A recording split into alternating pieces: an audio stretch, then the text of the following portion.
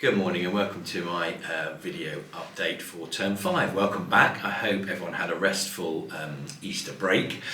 We've been doing some assemblies this week with all our students around some basic expectations around attendance, which continues to be a positive picture. We had a tough Term 4 actually with some illness, but hopefully now everyone is back.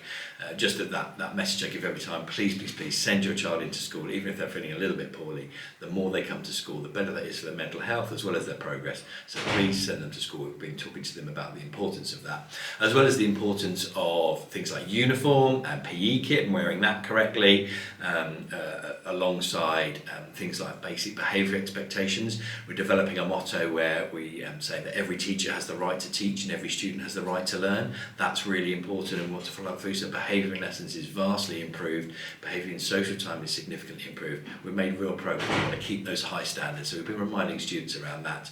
And also around the fact that mobile phones are banned in school. They should not be used at all in school. We understand that students might want them for their journey home, for security, etc., but then to be switched off in their bags or in their lockers. If a mobile phone is seen or heard, it will be confiscated, collected, put safely until the end of the day when the student can collect it. We spoke to Year 11 students about some of that, but obviously for them, they're really focusing now on their big push for their exams. So we focus with them around staying focused and staying positive in this challenging time for them. It's perfectly normal for them to feel stress and anxiety. Every Year 11 student in the country is feeling that. It's about managing that, embracing it, and preparing properly for their upcoming exams. Next week, we have Year 11 Parents' Evening on Wednesday. This is an online Parents' Evening.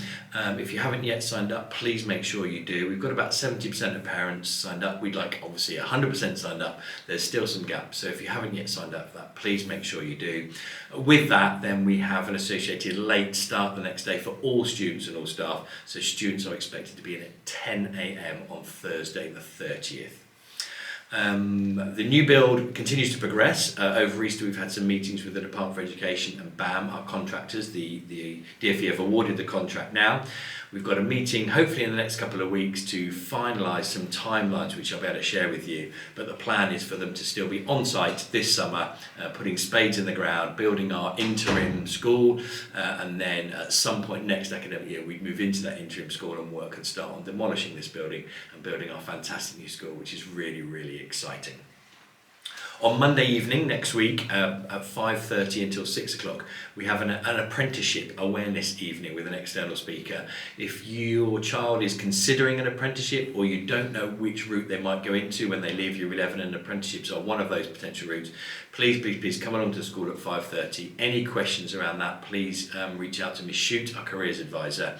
This forms part of our wider careers package around external speakers, around trips and visits and around careers information within the curriculum. So it's important that we do identify those students who might want information around apprenticeship routes, and this is a good opportunity to hear about that. We had some fantastic news just before Easter. Mrs Butler and Miss Ashburn have been working hard on our Rights Respecting School award, which we were at bronze level, and just before the Easter break we were accredited at silver level, which is a fantastic achievement. This Rights Respecting School is a UNICEF global project, and we're delighted that the verifier who came in to the school and worked with some staff and some students was blown away with how our students talk about respect, about tolerance and around individuality and the importance of education.